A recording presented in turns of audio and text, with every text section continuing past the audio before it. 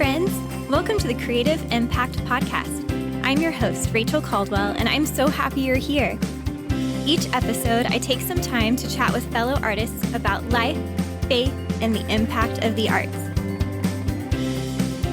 Welcome to episode 87. I'm so grateful that you're joining us today.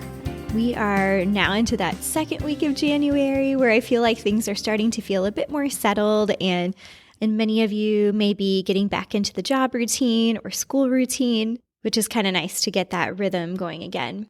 For those of you that were at the Texas Dance Educators Association convention last week, I had so much fun getting to meet many of you in person and getting to hug you and just know that there are faces, names, people on the other side of this podcast. So it was such an incredible time, and I still feel so filled up, and I can't wait to hopefully get to see you again in the future. With that being said, I love getting to hear from listeners. So if you ever want to reach out, you can find me on Instagram and Facebook at Creative Impact Podcast, or you can always email me at creativeimpactpodcast@gmail.com. As we're entering this new year, I think it's natural to kind of start thinking about our health, our wellness, our well-being overall. And so you'll probably notice a bit of a theme over the next several episodes about wellness and how we can live in a holistic way. Our guest today is one of my dear friends from college. She and I met at Belhaven University, and you'll get to hear more about that backstory when we get into the conversation. Her name is Rebecca Spencer, and she is a dance educator and yoga instructor living in the Pacific Northwest. Rebecca recently started her own yoga business called Abiding Place Yoga. And what I love is that she's doing virtual classes, so I've been able to join her from across the country for her yoga sessions, and it's been so life-giving. In today's episode, we talk about Rebecca's background as a dancer, performer, and teacher, and then we dive into the topic of health and how so often our identity can be wrapped up in our ability, whether that's as a dancer or just as a human. And Rebecca shares about her journey dealing with health struggles during pregnancy. I'm so grateful for Rebecca sharing her story because I really feel like it's going to resonate with you as you listen. One of my favorite things she says today is that just because you can do all the things doesn't mean that you should do all the things right now, and that it's okay to adjust in life based on our season. I came away from our conversation feeling really encouraged and like there's permission to slow down a bit, to take stock, to rest when needed, and to recognize the season that I'm living in. I hope that this conversation does the same for you as well. If you haven't already done so, I encourage you to subscribe to the show wherever you're listening and to share the show with someone who you think it might encourage today. All right, let's jump right in, and I hope you enjoy my conversation with Rebecca Spencer.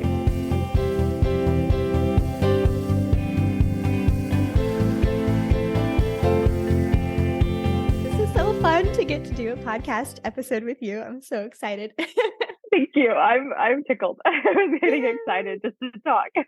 Yes. So for everyone that's listening, I'm here with my sweet friend, Rebecca Spencer. And thank you so much for joining me on the podcast. Thank you very much for having me. I am honored to be here.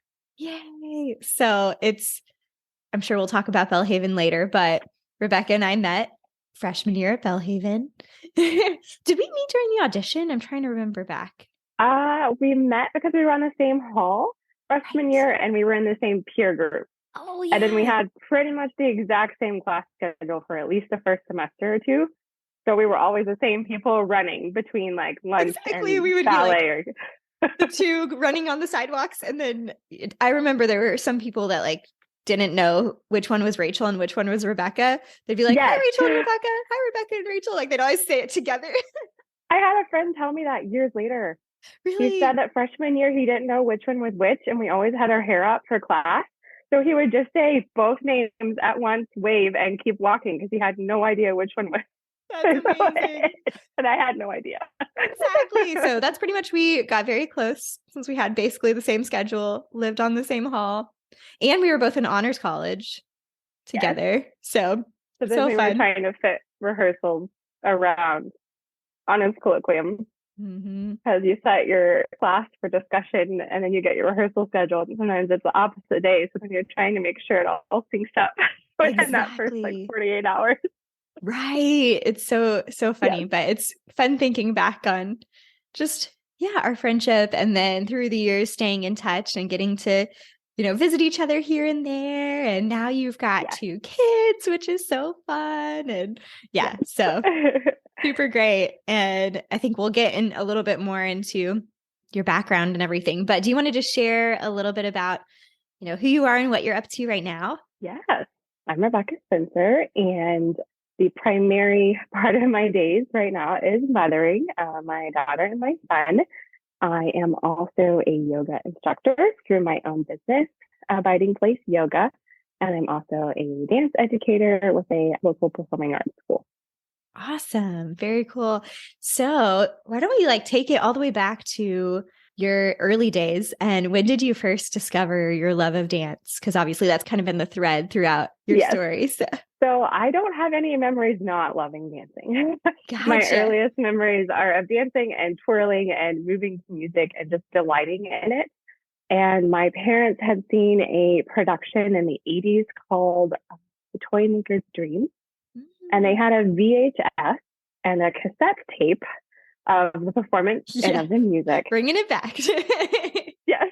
I would watch that VHS on repeat, and I would listen to that cassette tape on repeat. And it was actually a production of creation through redemption told through dance and theater. Wow, cool. So of all the things to watch first, I mean, what a gift now in hindsight that I fell in love with it so much from that age. And then apparently I just begged for ballet lessons for years. And then in kindergarten, we lived very far from any ballet school. We were an hour away from the closest one. And in kindergarten, my parents finally gave in and carpooled with another family. Thank you, Mom and Dad. Yes. And drove an hour one way to my first ballet class. Wow. And back. That's dedication, especially in kindergarten. Yeah. And I did the whole year. And then we ended up moving to a location that had closer geographical proximity to classes. But they were very supportive, and they realized I was serious. Apparently, I'd been asking since I was 3. And I never stopped dancing. I guess I was already dancing, but I never stopped formally dancing after that.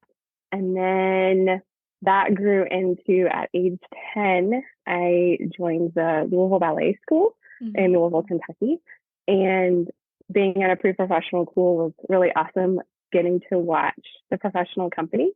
Because the older levels, often we were sitting in the hallway looking through the glass doors, watching rehearsals and watching the progress from, the choreographer is there teaching the choreography through, full run throughs. To then later as a middle school and high schooler, we were given comp tickets to every performance. And so just to see, they were rehearsing this 3 weeks ago. And I remember when they, put on the practice tutus, and then now they're actually doing it. And just to see that entire artistic process, the training was great and teachers were great, but just to have that window into how the world operated, those are some of my best memories looking back. And I was there 10 to 18. And then we went to I went to Belhaven, and I met you. And training continued from there. I was always in rehearsal or class or something, as you can attest. Yes. I do remember starting about probably 8th grade, my parents saying, okay, so we know that you love it. You've always loved it. If you're not interested in this professionally, this is a very large commitment. Yes. So we need to assess. There were several assessment check-ins of, you're basically living at the ballet school. And, do you really want to do this? Because, we know you love it and we'll support you. But unless you really want to do this, we're going to scale back. Right. That's a great, I think, point for parents in general. It's good to have those check-ins, when something is taking so much of your time and your energy. And yes, but I love that they were like, are we on the same page? Is this really what you want to do long term? And then continuing to support you when you were like, yes, this is what I want to do. Yes. So thank you, Mom and Dad, who taking Rebecca to ballet was the dominant part of your life for a very long time. Yes. Thank you, Mom and Dad. Yes. That's awesome. So I'm curious, for your time at Belhaven, maybe what are some of your favorite memories or things that stand out from those 4 years there? The holistic community. So I did spend so much time at the ballet school, and it was good training, but I had no good friends there. And to spend that much of your time often lonely is hard. And some of my closest friends I didn't see very often, or those that were also followers of Christ. I really enjoyed my time with them, but we didn't exactly have a lot of time to hang out with all I have rehearsal. Yeah, exactly. We need those t-shirts, the t-shirts are like, sorry, I have rehearsal. I can't.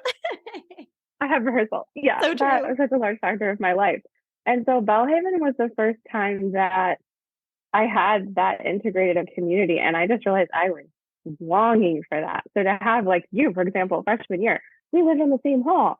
You also follow Grace. We were in the same ballet class. We were in some of the same rehearsals. Right. That was just such a gift. And to have multiple friends that were in similar places, whether it was modern class or ballet class or honors college or just any of the other classes we found ourselves in those first years and later years, and living in the same hall or sharing a suite or, living off campus with some other friends.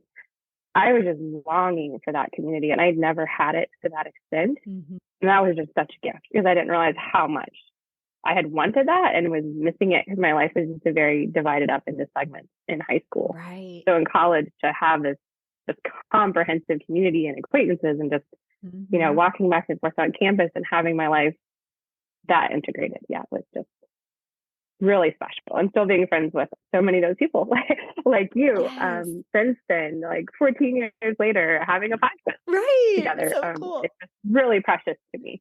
For sure. I think that is so unique. And even hearing other people's college experience and realizing how unique it was even within that is so special. And I think it's fun to be able to just pop down the hall and be like, hey, how's it going? And, watch a movie or hang out and talk, have tea or whatever. It was so fun. Definitely. Yes. Yeah. So I think that was just the biggest takeaway. It's just the community that's just been so enduring since then as well. For sure. Even if I haven't talked to someone in 3 years, I can talk to them and it's like, not much has passed at all, if any. Yes. So that's really special. Like deep friendships that, become, I think it was in a book called Find Your People by Jenny Allen. She talks about, having, I think she called it like legacy friends. And I definitely feel like that's kind of what was created at Belhaven with these people that, again, you can connect with over time and maybe go a year or two without, getting to see each other or talk. But then it's like no time ever passed, and just still that close because you had those close experiences together. So yes, lots of. Yes. And in so many levels. Yes. Wasn't just rehearsal or just other things. Yes. This is a funny story, but what did we call it? The like ice or water break or whatever it was, we had come back. Oh. So we had come back for the spring semester in January. And I think we had to be there early for dance ministry rehearsals. We were dance ministry together that year. Yes. So there was like this sort of like almost like a little mini company called Dance Ministry Ensemble. And we would go do, outreach performances at nursing homes and different locations around the city. And they had, I think we had rehearsals before the semester actually got started. And so some of us were already back. And then there was a freeze that happened, I think. And then it broke so we had no water. The water main or one of the lines pipes broke or something. And then, so there's no water. I think we didn't even have electricity one day. Yeah. Campus was closed. And the heat was off. And so we were staying with a friend who graciously opened her home to like 9 of us, some crazy number of us. And so, we were wearing coats in rehearsal that day because I think the heat hadn't clicked on properly. Something like that, yeah. So there's these funny pictures of us all bundled in rehearsal. And then, then we ended up getting to stay for, was it like 10 days or something at this friend's house? Something extensive. Yes. Thank you, Kristen and her parents for having like 9, 8 out of state, mostly like dance and art students descend on your house and eat all your food. But we felt very loved. We did. And that's one of my most favorite memories from college, which is so funny. But we had just a great time getting to hang out. And the unexpected is sometimes the best. Well, we had so much time together. We were just sort of in that funny in between waiting for all the classes to formally start. But then we had the dance ministry concert was in February that year. And I think now it's pretty consistently around that time. So we were, learning new choreography and rehearsing old choreography because we had like 6 weeks or something before the concert. Exactly. And as we know, as artists, like the work, it never stops. You go, you make it happen. Yeah, The show must still go on. somehow having rehearsal in jacket. So funny. And Amanda Oh, was yeah. leading those rehearsals. That's right, So, Amanda Browning. yeah. And she's been on the podcast as well. So I'll have to link to her episode because that was so Yeah. fun. Hi, Amanda. We have precious memories from that year. Yes. That was some of my best memories from Bellhaven as well. Me too. Those rehearsals and that performance was really special. For sure. For sure. So after Bellhaven, I know you had some experiences dancing professionally. You wanted to share a little bit about that journey and kind of also how you began teaching more as well. Yes. Yes. So I realized kind of wrapping up with Bellhaven and kind of the holistic community I talked about, I really wanted to work with other Christians in dance. I had experience both ways and both had positive ups and downs like anything, but I really wanted to work with other Christians. Mm-hmm. So I ended up joining Petra Ballet Company in Springfield, Missouri after graduation. Yeah. And they were very community focused. Majority of our performances were in schools and churches and arts festivals. And I love people. Yeah. So I realized how much I enjoyed being a part of a small company in a small community. And the company was a community, but then they were very present where they were, and how much I enjoyed that. I was just there 1 year because my now husband and I, David, got engaged around that same time as well. Yeah. So I was there 1 year and then ended up moving because we were getting married after that. Yeah. And then I spent 5 years with Intersect Dance Theater in Jackson, actually, and then moving back to Jackson. Yeah, I came back to Jackson. That's where my husband was in grad school. So that was also cool because they were also very community focused. Their goal wasn't explicitly sharing the gospel, as that was more of Petra's official mission. But like some of my favorite performances of them were like at a library or at a festival, and just they really focused on finishing a performance and talking to the audience and having questions from people who'd maybe seen a lot of dance, or maybe they'd never been to a concert before.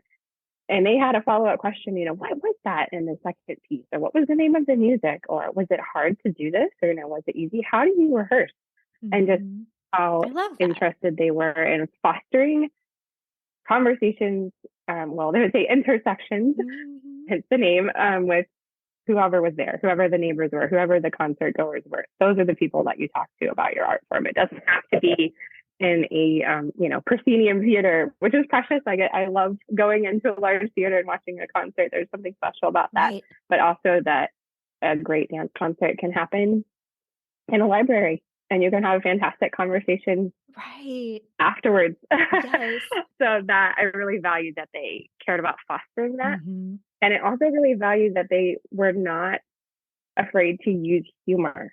I think dancers can take themselves so seriously, I would dare say too seriously sometimes, that they really excelled in making the audience laugh, which is fun for the performers too, especially like school audiences. They know it's okay to laugh.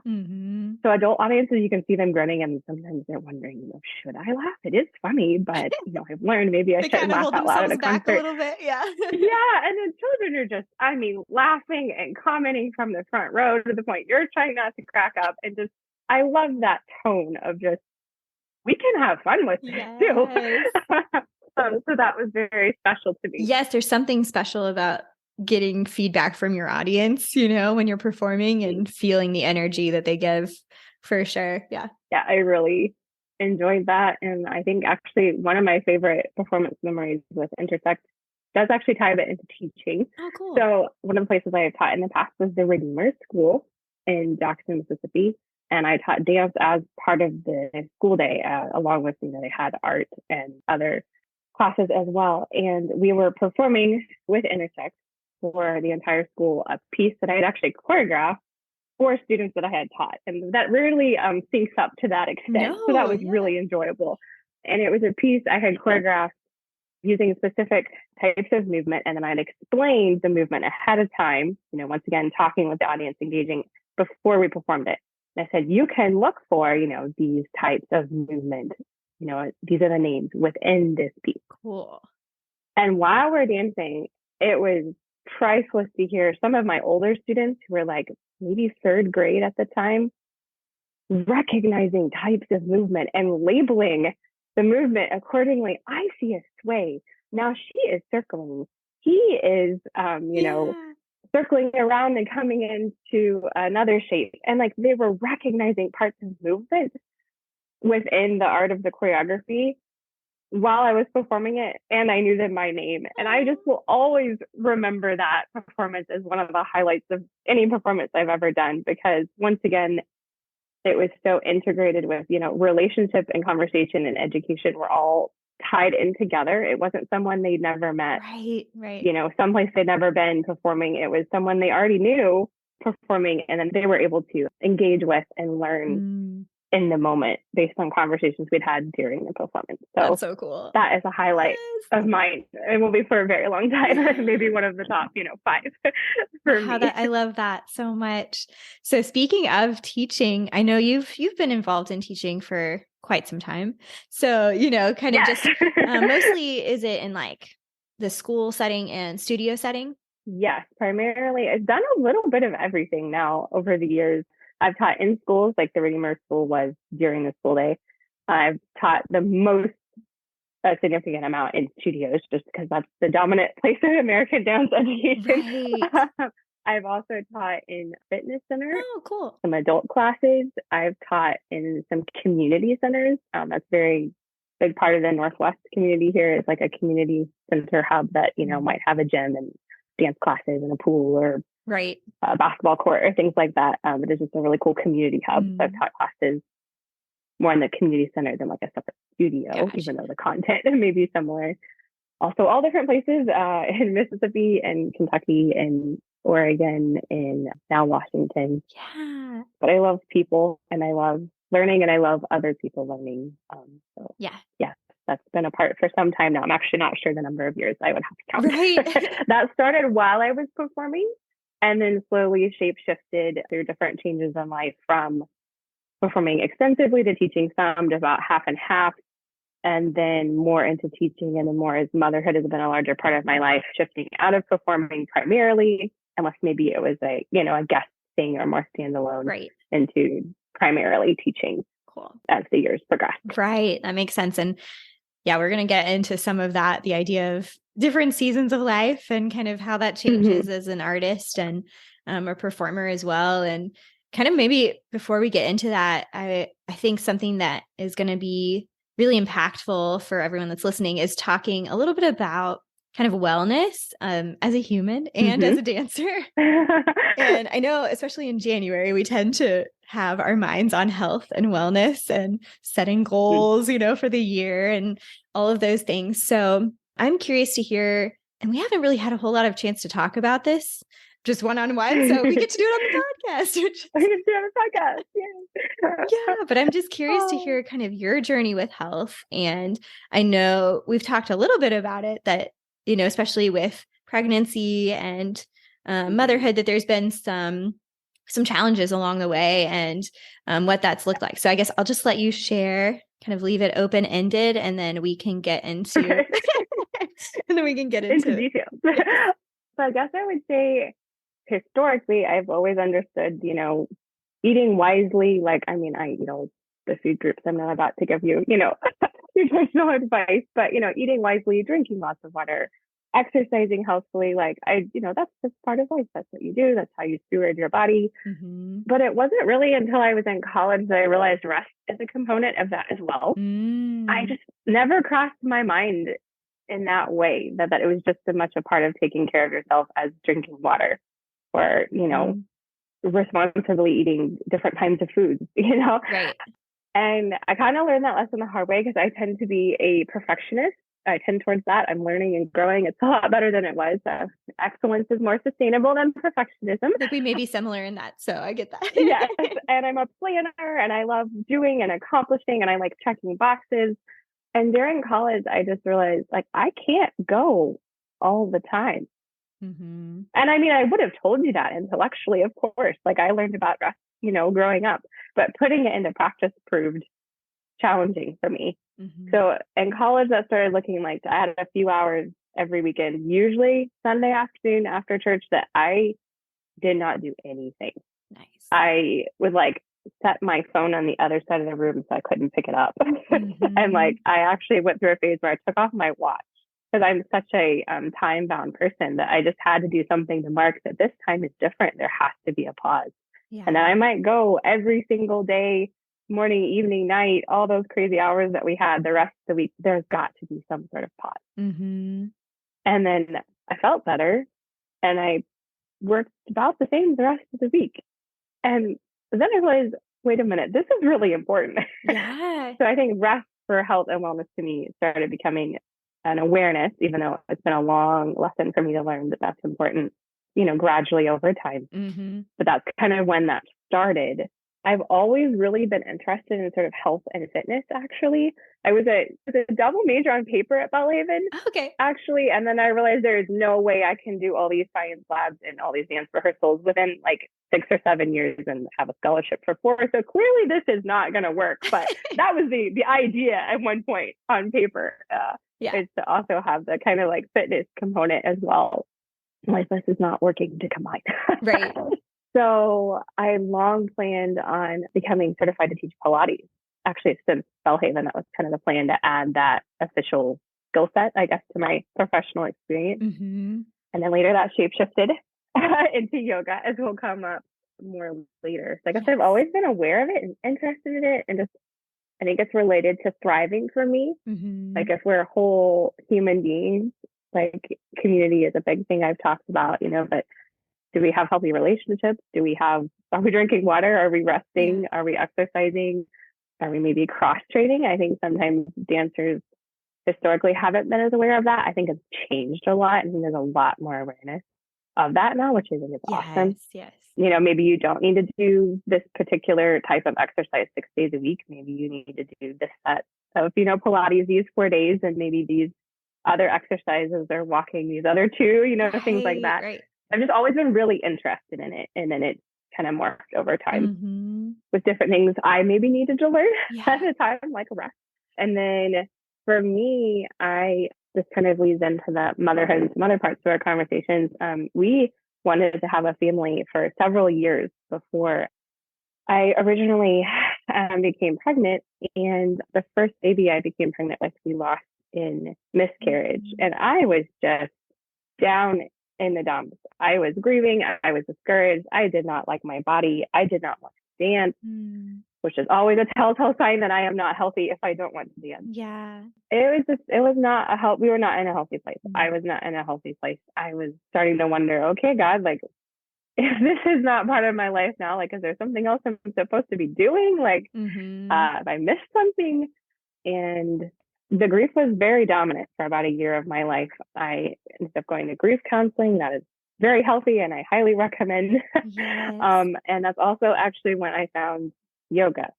I did not like yoga, actually, before. I'd had a few experiences with it and didn't like it and sort of wrote it off, which is really funny now. Yeah. Because that's part of my work. I had done yoga with other dancers, and I think dancers are just always striving. I can make the stretch more extended. I can make a more stretched out shape. I can hold it longer. Right. And that was not enjoyable to me. No. And I thought, I hate yoga. Yeah, it did not feel restorative. More like competitive. Yeah, that was not healthy whatsoever. I was like, this is more stressful, guys. Right. So during that time of grief and of not wanting to dance as much, and I was teaching a lot at that time, I visited a gentle yoga class taught from a Christian perspective at the church fitness center, actually, where I was teaching adult ballet classes at the time. Oh, cool. And I visited the first class and I just thought, wow, I have never encountered yoga and movement in this way before. This is very different and it is really nice. And I went back again. And then I started trying to figure out how many more times in a week I could go back. Oh, yeah. Because I was breathing better. I was holding less tension in my body. I was very grieving and very down at that time. So I was really tense, whether my jaw or my torso, just, walking and carrying in a lot of stress. And learning to let that release piece by piece was very helpful at that time. And then I was also just discovering ways of moving and stretching that even with all the stretching and dance, I never done before. I never felt a muscle in that way and just thought, wow, this is really helpful, different movement. Mm-hmm. So, maybe if I went to yoga class that morning, I was teaching better that evening just because I'd had other time and other movement input in my body already that day. Mm-hmm. And just was falling in love with it Yeah. and ended up asking the teacher, what is this? Yeah. Where's your training? Like, what is this? And then that later it led into the recommendation for where I received my training. And there's more to the story also with motherhood, but I'm not sure we should go into that now or more into yoga now. They're very interrelated Right. and related to health. But yeah, I guess just maybe chronologically, whatever came next. yeah. So I first discovered yoga when we lost our miscarried baby, and it was just such a gift for me at that time. And then I didn't get pregnant again for a little while. And then we were at a phase, my husband and I were like, this is the time when I'm going to do that professional certification. We've been waiting until his grad school was completed for me to do another thing. Yeah. And the plan, like I said, was always Pilates. Right. And within that year, so I was realizing, wait a second, this is also a professional certification. This is also very health and fitness related. Maybe I'm actually supposed to be doing a yoga certification, not a Pilates certification. Yeah. And that led into several months of like digging through yoga websites and Pilates websites and praying about it and talking it through and looking at timelines. And the conclusion was I need to become a certified yoga teacher, not a certified Pilates teacher. Both are good, but that's just one is what suited me a lot better and a lot healthily. Mm-hmm. So the teacher that I had it at the fitness center told me about a place called Yahweh Yoga, which intentionally teaches yoga from a Christ-centered perspective, and they are a certified training school through Yoga Alliance. Nice. They're located in Arizona. So I guess it was in 2018 that I decided, okay, I registered for the course. It was scheduled in a few months' time. And then I got pregnant with my daughter. Oh, yeah. Which was, I remember finding out I had tears in my eyes. It's like, wait, like this is actually happening again. And, am I going to be okay? I didn't know, at the time she was a girl, is she going to be okay? Are we going to be okay? Right. And then I got crazy sick. Mm. There's a condition called hyperemesis gravidarum, or HD for short. I did not know it existed before Right. at this time. And I will spare you the details, but it's basically hyper vomiting. Mm. And you get really dehydrated and you need usually a lot of intervention. I needed IV. And I had that condition the entire 9 months. Wow. Like I was in labor in the hospital asking for more nausea medicine because I was still so sick. Wow. So the yoga certification hit pause. Yes, I would imagine. A lot of teaching also hit pause. Yeah. Thank you to my employers at that time who said, it's going to be okay. We're going to sit you in a chair for your couple classes and we're going to give you a really capable active assistant. And I said, okay, great. Because otherwise this is not going to work. Right. Thankful for people who are gracious. Gracious. And, yes, willing to I'm work it out. So thankful for the people that were in my life at that time because they just said, okay, you do what you need to do. What do you need so you can continue some part-time work? And I just thought, okay, wow, like, yes, we have a conversation. The dance world, like I said, they can be so gracious or it can be just, if you're not performing or you're not outputting in the way that's expected, like that's not enough. Right. And I very much felt that like, oh no, like I was recently hired, actually. We had recently moved. Yeah. And I had to email and say, I can't do what you hired me for. That's so hard. And that was nerve-wracking. I was really afraid to write that email. Yeah. And then she responded with such grace. Said, okay, we'll make this work. Congratulations on your pregnancy. I'm so sorry you're in bed. And I was like, thank you. Yeah. So that's a side note to the story. But so I was sick that entire time. My daughter was born. Very, very precious time, also very intense. Teaching dance it always stayed. I both wanted and needed to go back to work after she was born. So dancing came back into my life, but I was always in that kind of pushing. Yeah.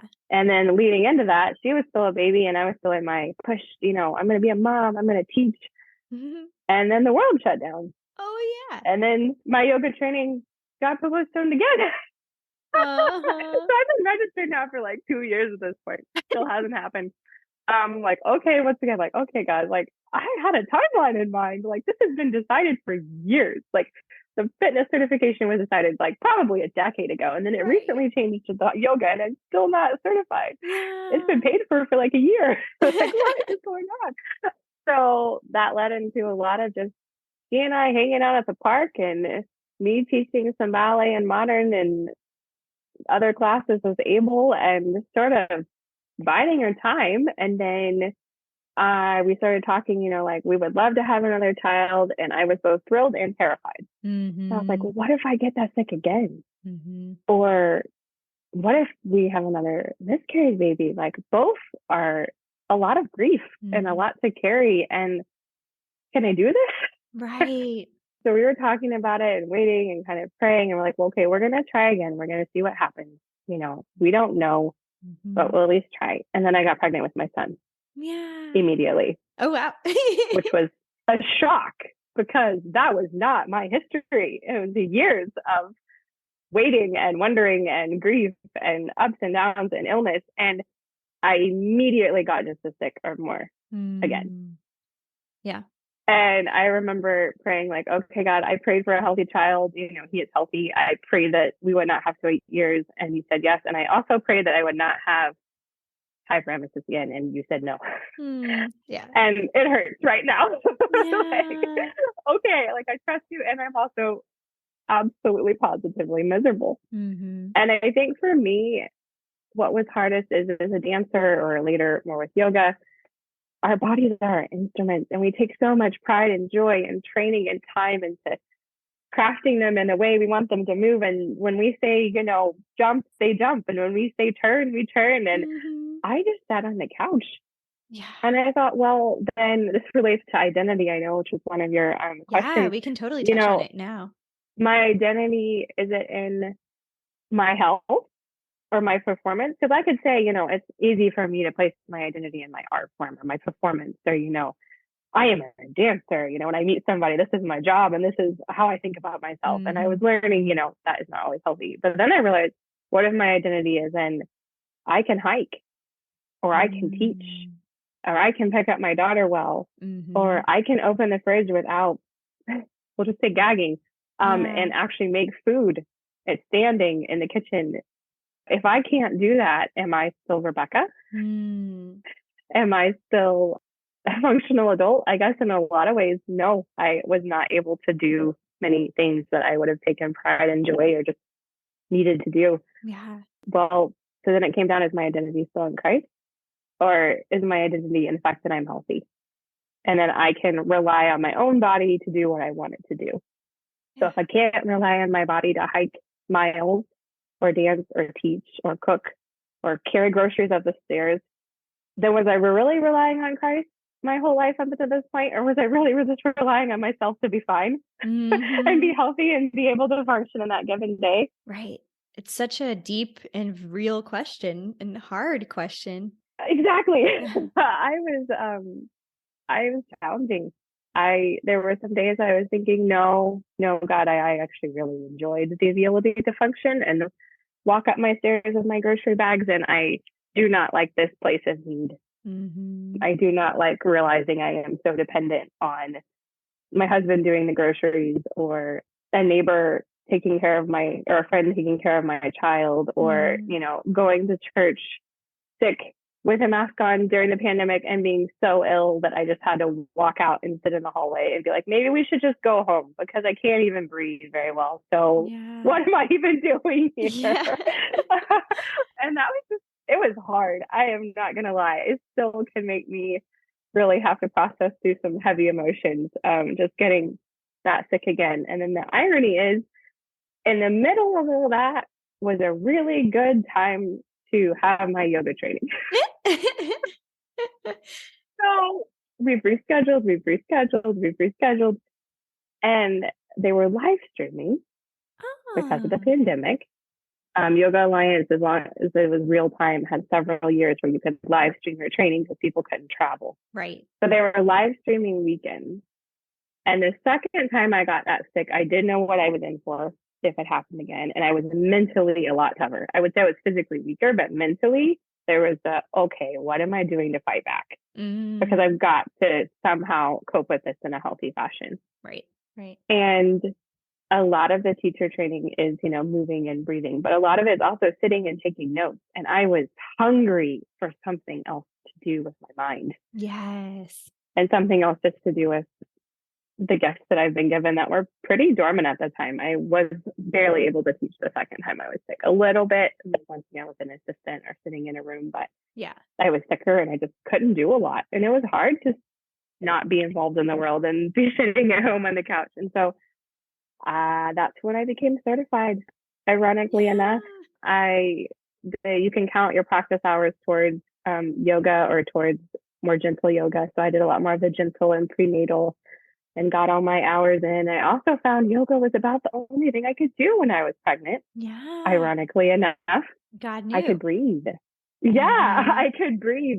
I could have less aches and pains. And I discovered some new positions and new ways of stretching during the training that I didn't even know before that helped with like sleeping when I was pregnant. And it was just such a gift to kind of go, okay, I'm really sick and I know it's not for forever, but right now it's really bad. And how can I assess and help my body right now? Like yoga can be for a professional athlete, and yoga can also be for a woman who's sitting on a couch a lot of the time, really, really pregnant. And it was just such a gift to realize I could do it. And I actually, in the middle, I worked up to more time than I expected I could do physically.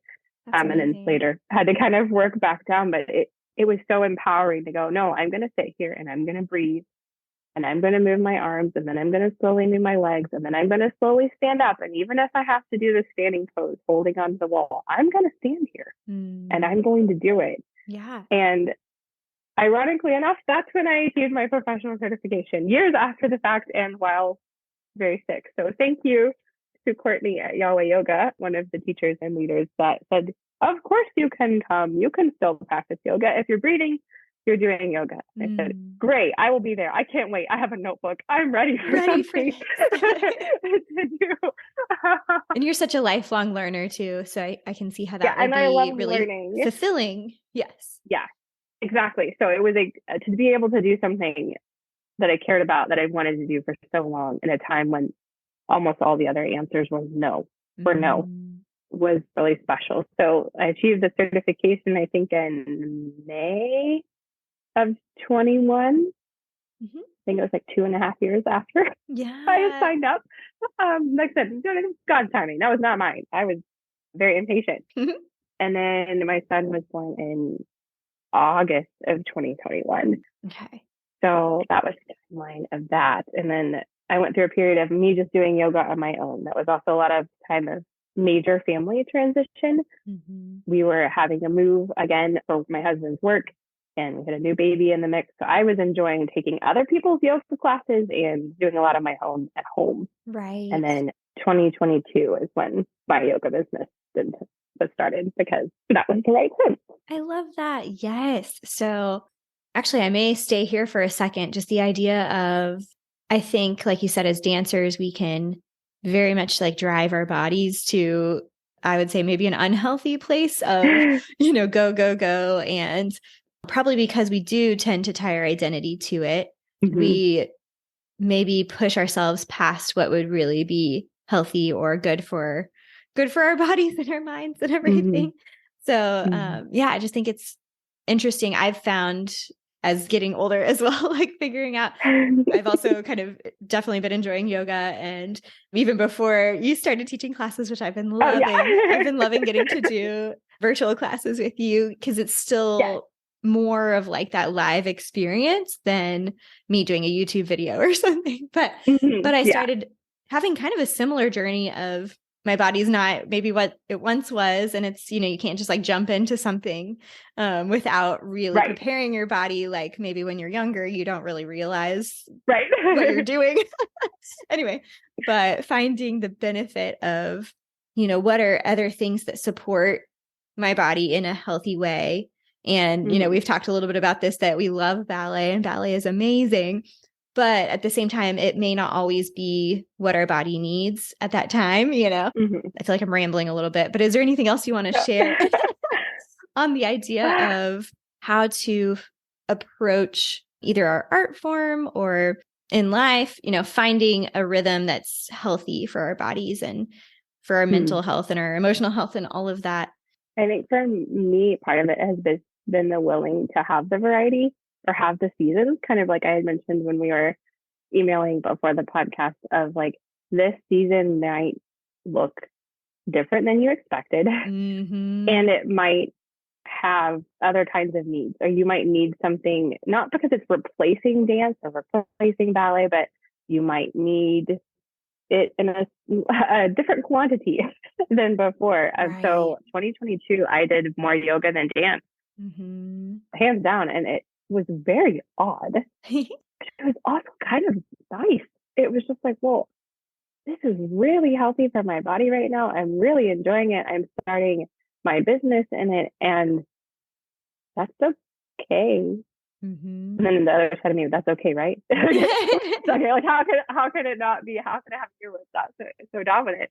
So I think I'm the kind of person, when I lay a plan, I would like it to stay that plan, whether it's with art or health. So allowing God to step in and change plans, whether it happens just on a different timeline. For me, the fitness certification that I planned like a decade before did happen, but it was on a very different timeline and ended up being a different certification than I planned. Right. But it wasn't what my idea of success was, or my idea of productivity, or my idea of accomplishment was. And I think for me, health may not necessarily be tied to checking a box or marking off, I did this many jumping jacks and drank this many glasses of water and did yoga for an hour and 5 minutes. And, and maybe I think as a dancer, sometimes we stop listening to our bodies because we just are in go, go, go, go, go. And I think we can be very in tune with our bodies as an instrument. We don't listen. Like, oh, I'm a little sore. It's fine. Oh, I'm more sore. It's fine. Oh, I'm actually injured. Oh, wait, it's not fine. Yeah. And not like that very first cue, maybe, weeks before, that was, hey, you just do it a little differently. And I'm part of that's the culture. And I think we can go forward and be involved in framing the culture of we strive for excellence always. And we strive for great skill and great integrity in our art form. But we also are able to say it's okay to stop. And it's okay to sit down. And it's okay to call in the double cast, and it's okay. I think that is really hard to say because it admits that we're human. Yes. And we prefer being superhumans. We're dancers, right? We're Arthurs. We're Arthurs. My son is Arthur. Oh, wow. So sweet. Okay. We're artists. We're athletes. We often have like 4 jobs at once. We're performing, we're teaching, we have our summer, guest gig or, all those things. And baristas. But we're not baristas, we're a nanny, we're a tutor, we write books, we have so many, and that's our strength is those things. But I think sometimes for me and for many others, I've observed strengths and weaknesses are often the same thing. Right. So just because you can do all the things doesn't mean you should do all the things at that time. And I remember one time, I was the year I taught the most, and I was teaching like 4 different places, and in school and after school and private lessons, and I was still performing, and I kept losing my voice just from fatigue. And I came to the realization that year, wait a second, maybe I'm teaching too much, because if I lose my voice this many times in one school year, then maybe there needs to be something that changed. And then I had someone ask me, why are you stepping down and kind of shifting this job a little bit? And I said, well, it's not the job. The job has been fantastic. It's just I have come to the realization I'm not Wonder Woman. And I didn't really like admitting that. And then the other person just looked at me and said, I really appreciate you saying that. I thought, maybe we need to start saying this more often. Right. I think that is really helpful, is to make this a conversation that we have more frequently. Yeah. And like you said, to normalize that we are human and not superhuman, and that is okay. Yeah. Yes. And I think that's very tied in my journey in arts and in yoga and in parenting. And like, it's okay to say you need to sit down. It's okay to say you need to rest. And I think a lot can still come out of those times. Like I remember choreographing in my head when I was pregnant with both of my children, because my mind was still thinking of ideas and taking an input from, my surroundings, and still thinking of things that might be created in 5 years' time. But it didn't mean I was doing it right then. Right. But it also wouldn't have been healthy for me to do it right then. So Mm-hmm. I'm not sure where I'm exactly going with all that, but just I think to acknowledge that there are different times of life and that it is okay to say you need to stop Right. or do something differently or change your schedule or Yes. teach Make a two more shift. classes on Tuesday and one less on Wednesday or teach three less or teach five more on another day. Like I just Right. Right. willing to adjust, being willing to adjust maybe is even more what I'm trying to get at. Yes. And it's not like an all in or all out. It's like, well, maybe just something needs to be changed to be Mm-hmm. healthier for your body or your mind or your family or your finances or any of Yeah. those. And it's amazing how little tiny small changes can make such a big impact too, I think, in Mm-hmm. our overall well-being. And, it can be something as small as getting to bed a little earlier or, just like you said, maybe taking one class off your plate or something like that. So I think this is such a great encouragement, especially as we go into the year. And there tends to be this Mm-hmm. energy of striving and accomplishing and goal setting and all of these things. And that's wonderful, but also recognizing it could be just as helpful and productive, in quotes, productive, Yeah. to maybe take a step back in an area or to, tweak a routine or something like that. So I think this is such a good conversation to start off our year. And I appreciate you being willing to be vulnerable and share some hard parts of your story and some hard parts of this journey in the last several years, because I think we can all relate to that, and people don't always take the time Mm-hmm. to recognize what's happening. And so hopefully this will Yeah. be a good, for myself as well, but a good moment for us to reflect and to think, okay, like pause, let's listen in to what our body is telling us, and what the Lord is Yeah. telling us. And Yes. yeah, Very, very good. and make some, maybe make a few tweaks in what we're doing in Yeah. 2023. So, Yeah. I also think that ties into one thing I actually hadn't mentioned about yoga, but just yeah. didn't come up naturally. I know when I went to my teacher training, someone was saying, how would you say you were approaching it from a Christian perspective? And I loved their answer. And it was, yoga is a chance to detach from the noise and detach from the bustle and detach just from the input level of this world of ours. Mm-hmm. But then as a Christian, it's also the chance to attach then to the God that has made us and the God that gives us our very breath. So one, the stepping back facilitates the leaning in to the Lord and what he has to say. Because sometimes it's hard to listen when we haven't set aside the time or the space or the noise level of the room. Right. Exactly. So good. And I feel like we could have a whole separate conversation about starting a business. I'm like, we may not have time in this one. I may need to have you back sometime. Part two. Do a part two on business. And we've both been walking that journey of, Yes. starting something new and what does that look like to do it in a balanced way. And I think I'm still working on that. But Me too. yes. But I love that you're, pursuing this new venture, and we'll definitely tell people at the end how they can connect into Abiding Place Yoga and get connected with that. Yes. But maybe, is there anything, just as we're starting to wrap up, anything that you feel like God has been teaching you lately that you want to share? I'm still learning about rest. Mm-hmm. I think that will be a lifelong lesson for me, that I can rest in him and not in my own abilities. And that, as I mentioned, I love planning, and that it's okay. Planning is good, but it's also okay to have those plans changed or adjusted or set aside for a time, or sometimes completely surrendered. Yes. And something else is given in its place, or things are surrendered and then nothing else seems to come in its place too. Mm-hmm. But that, the Lord that created me and that created the universe is trustworthy in his plans. And so even when I'm really sick or really frightened, or really tired or any of those things, that he says he is with me. That's what he promises. He doesn't promise Right. that things aren't going to happen. It's actually very clearly the opposite. He said, when these things happen, I will be with you. Right. We like to leave that part out in Which our we minds sometimes. don't really emphasize very often.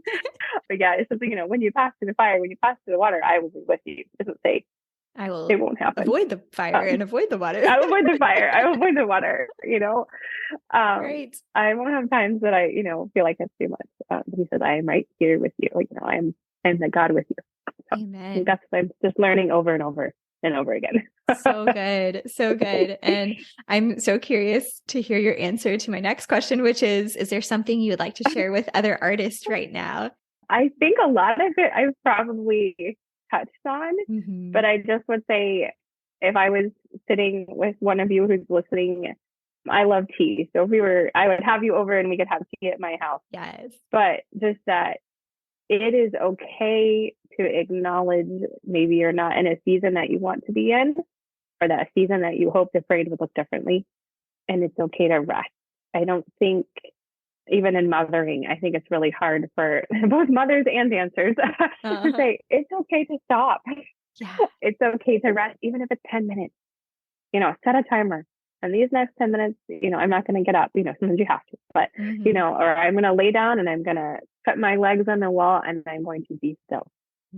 Or if it's someone that is doing a lot and maybe not feeling those seasons of, they are in a season of accomplishment or success or something that's really joyful to point to, I would just say that is wonderful. And it's okay that your identity is not wrapped up in that as well. Like you can have something that you could tell the whole world right now and I will rejoice with you. And next year, if you don't, when we're having tea together, I still love you and God loves you even more, even if you don't have a big, cool project to tell me about.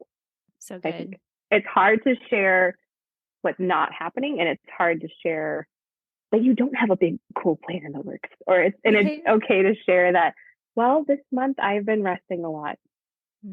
Like, I wish it was more okay to say that. And I think it is getting better, but just that, right. I've had a rough month. I've been resting a lot and drinking tea. Okay.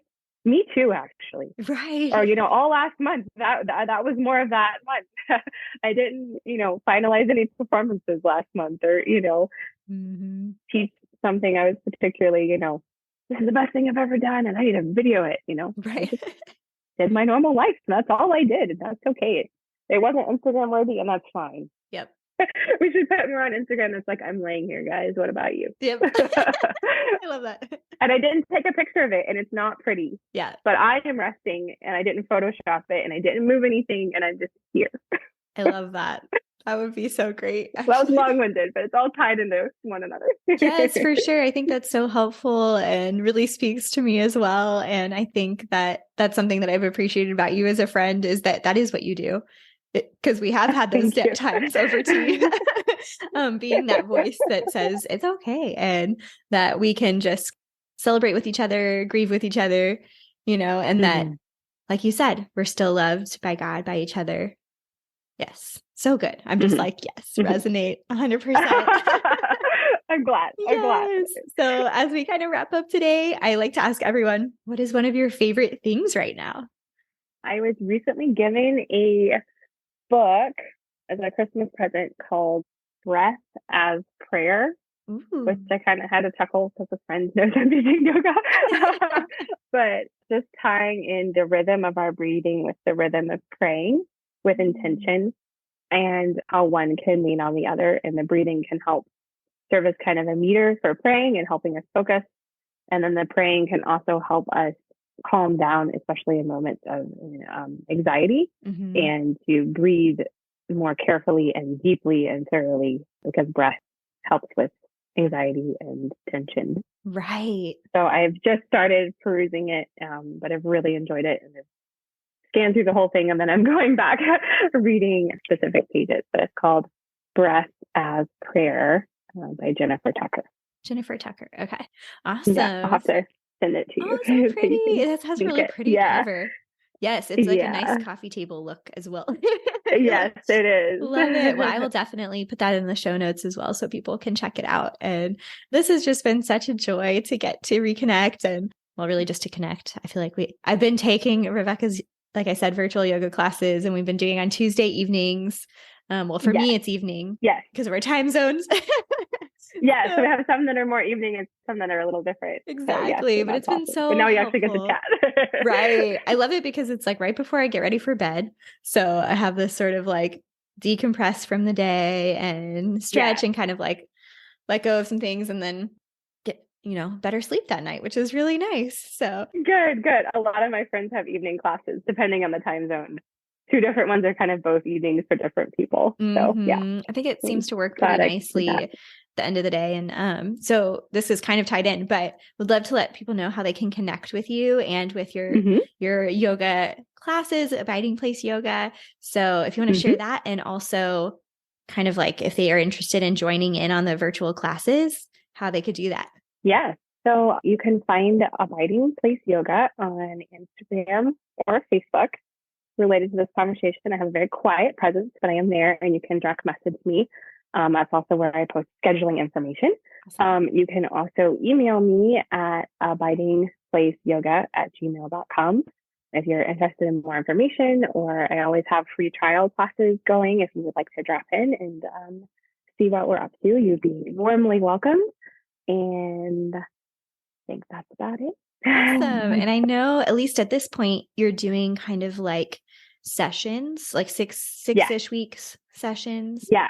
So I typically do 6 weeks at a time with maybe a couple weeks in between, and then the next 6 weeks will kick off. Cool. Sustainability for all of us. I love it. I love how you're modeling that, because I'm like, okay, how can I incorporate this into what I'm doing? Sort of like seasons, So the winter session begins Tuesday, January 17th. I have 2 live stream classes depending on your time zone, your kind of afternoon, evening. And one is a little bit more of a flow class, which actually Rachel has been doing with me, just a little bit more range of motion, a little bit more variety of poses, and it's an hour. And then I have a gentle end of the day, which is more end of the day Pacific time, but depending on your life or rehearsal schedule, it might be end of the day too for you in another time zone, which is a little shorter. It's 45 minutes, and that's just a little bit more of a gentle class. But those are the 2 that start later in January and run for 6 weeks. And then we'll have a spring session later in spring. Yay, so exciting. Well, it would be fun to have anyone that's listening join in and reach out to Rebecca for more info. It'd be fun to see you there. Happy to dialogue with you and help you plug in if you would enjoy it. It's wonderful to have you. Yeah, for sure. Well, thank you so much again, Rebecca, for taking time to share your journey and what you're up to now. And I think this is such a valuable conversation that hopefully will continue off podcast, like for everyone that's listening, that they can start to have this conversation with their community and, people in their circles. So thank you for opening that up for all of us. I really appreciate it. And I love you very deeply as a friend too. So thank you. Thank you, Rachel, and I love you, and it was wonderful to have a conversation. Thank you very much for having me.